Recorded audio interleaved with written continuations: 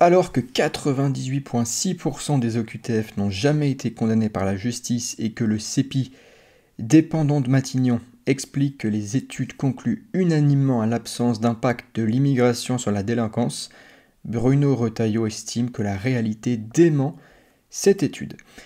Vidéo courte aujourd'hui, en tout cas pour celle-ci, qui va porter sur la question des stats. Vraiment rapidement, hein, vous allez voir, c'est pas un point avancé sur la question des stats, c'est juste un point qui va faire le lien avec le droit. Et je vais parler rapidement de ce qu'est une stat. Parce qu'on nous parle tout le temps de stats, de chiffres, de tableaux, de modèles. Notre vie est mathématisée. D'ailleurs, ça me fait penser au fait que l'économie est devenue totalement mathématique, avec les keynésiens, avec l'économétrie, avec cette mode des modèles, je sais pas, des prévisions. Mais c'est pas du tout le sujet. Ni en droit, vous allez le voir, et ça va être mon lien ici, ni en économie d'ailleurs, puisque je viens d'en parler. C'est pas le sujet. Vous savez que les Autrichiens, la tradition autrichienne, ne fait pas de maths. Il n'y a pas de chiffres, de modèles. Non. Il n'y a qu'un axiome. Il n'y a que des déductions logiques. Il n'y a que de la praxéologie.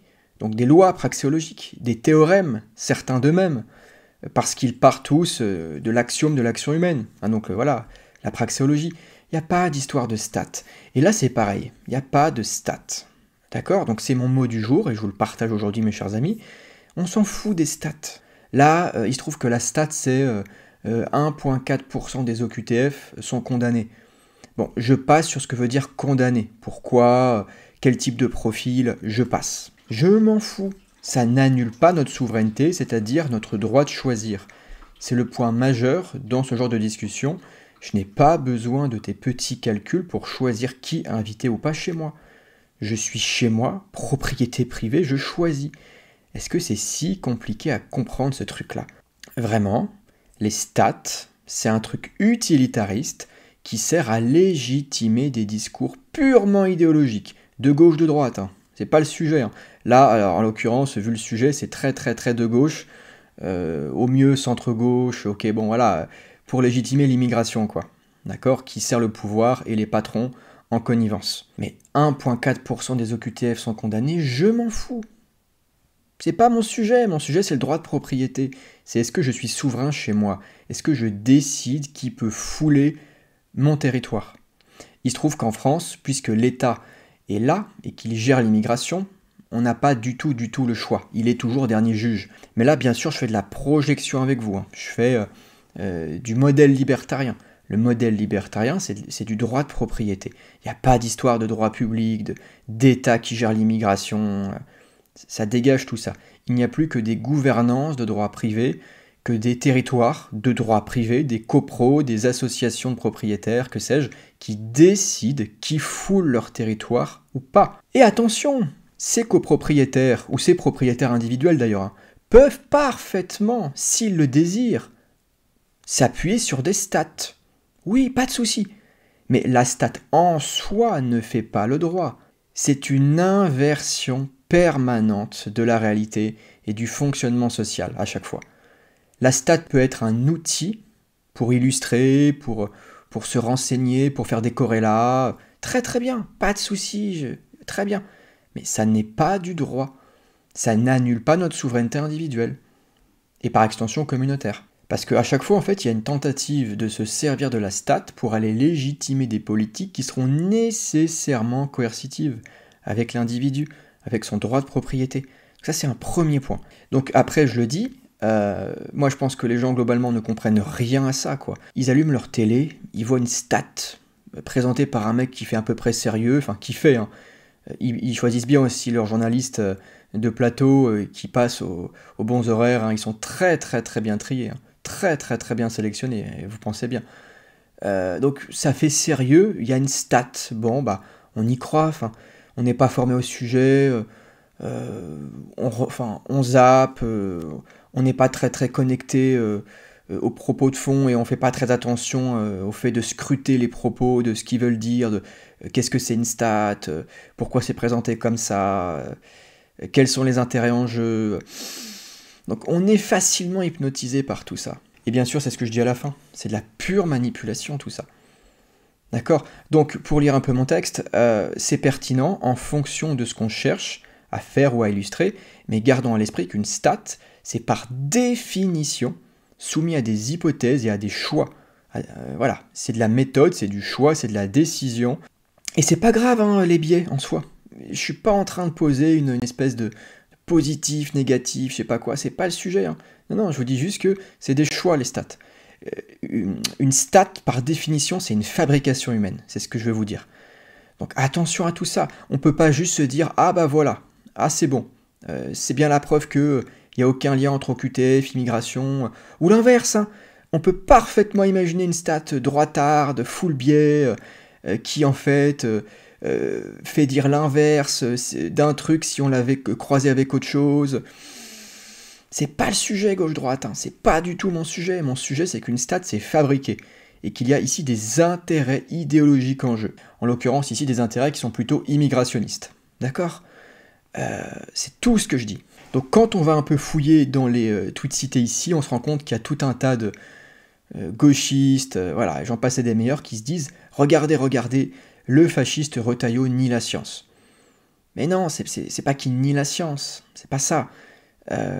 C'est que la stat en soi, faut être conscient de ce que c'est, de ce sur quoi elle repose, et surtout, ensuite, c'est que c'est même pas suffisant, ensuite, il faut se demander, mais pourquoi est-ce qu'il l'affiche comme ça? Et en fait, on voit qu'il y a 1,4% de condamnés au sein des OQTF. Donc on se dit, bah, sur 100 OQTF, il y en a 1,4 qui est condamné, bof, c'est pas vraiment un sujet, quoi. C'est l'interprétation logique à laquelle on peut se prêter, si on a juste ça, quoi. Et donc ça, c'est le biais de confirmation dans lequel tombent plein de gauchistes en RT et en commentaire. Donc moi, je tiens juste à rappeler qu'une stat, c'est une fabrication humaine soumise à des choix, à des méthodes, et ensuite présentée à l'antenne, sur le service public, à aire de grande écoute. Ça veut dire quelque chose. Questionner les choix humains. Que veulent-ils dire? Que révèlent-ils du logiciel, des volontés, des intérêts idéologiques, politiques, économiques des gens qui les présentent? Qu'est-ce que ça révèle? Il faut toujours dévoiler, toujours dévoiler. Sinon, on ne comprend rien à ce qui se passe. Le premier problème que je vois, il y en a forcément d'autres, et les statisticiens avancés et faisant preuve de probité intellectuelle sauront aller beaucoup plus loin que moi. Moi, je vois au moins un problème. Ce problème, c'est que il n'y a pas la proportion de ce qu'on nomme OQTF, ce qui est déjà une première mesure, hein, un premier biais induit par le pouvoir. Ce qui est déjà une mesure du pouvoir. Hein. Dans une société libre, il n'y a pas d'OQTF, hein, ça n'existe pas, ça que je veux vous dire. Il n'y a que des gens qui sont invités ou pas par des propriétaires, c'est tout. Le terme, le sigle OQTF, c'est de la création étatique. Bon, premier point que je voulais mettre comme ça aussi en avant. Mais là, un premier truc que je vois, c'est que cette présentation, elle occulte complètement d'autres données qui pourraient mettre en exergue des phénomènes de surreprésentation. Donc c'est pas juste 1,4 personnes sur 100 et donc ça veut rien dire. Non, c'est bien plus fin que ça. Bien plus fin que ça. On ne peut rien savoir, par exemple ici, de leur proportion démographique par rapport à la population. Donc en fait, on n'a pas dit grand-chose là.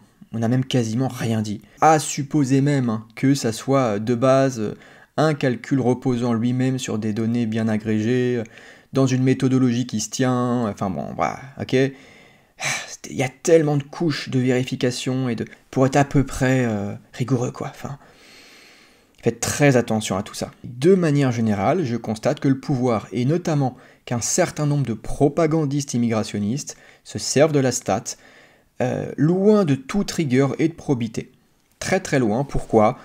Pour mettre en avant tout simplement des politiques immigrationnistes, tout simplement. C'est un choix ici, qui se manifeste sous nos yeux, d'après moi, pour légitimer le processus migratoire à l'avantage du pouvoir et des grands patrons en copinage avec lui. Et de toutes les associations qui sont pour ça, de tous les militants, de tous les députés qui sont pour ça. Tout le tissu politique, économique est pour ça. Et très très arrangé par ce genre de présentation idéologiquement biaisée. Donc c'était mon propos du jour. C'est tout. Vous voyez, c'était pas compliqué, pas très long. Une stat, faut faire très attention avec ça. Si on ne la questionne pas, elle nous hypnotisera, elle induira même nos choix. C'est une manière aussi pour tous ces gens de nous manipuler, et ensuite d'aller nous faire voter pour différents partis, etc., etc. Donc si on ne questionne pas les stats, les chiffres, les datas qu'on nous met sous les yeux, on se fait complètement berner. Et je suis même pas moi un statisticien avancé, je suis pas... Non, non. Simplement, je connais à peu près le truc, je sais à peu près ce sur quoi ça tient, suffisamment pour questionner. On s'arrête là pour cette vidéo, chers amis. Si ça vous a plu, pouce vers le haut. Pensez à vous abonner pour ne pas manquer les prochaines vidéos également. Et puis pensez aussi à rejoindre l'académie, lien en description. Et puis à faire un tour sur mes 6 leçons. Les 6 leçons, c'est un panel de vidéos privées en économie, donc 6 leçons d'économie bien sûr, co-créées avec son éditeur Stéphane Gère, pour vous aiguiller un petit peu dans au sein de cette discipline qui a été totalement aussi manipulée, biaisée, pervertie par les modernes, et notamment par les keynésiens, qui l'ont outrageusement mathématisée pour aller dans le sens de leur idéologie, évidemment, plutôt que de se contenter des faits et de l'action humaine. Bref, voilà, on s'arrête là pour aujourd'hui, merci encore pour votre écoute, et quant à moi, je vous dis à la prochaine, ciao.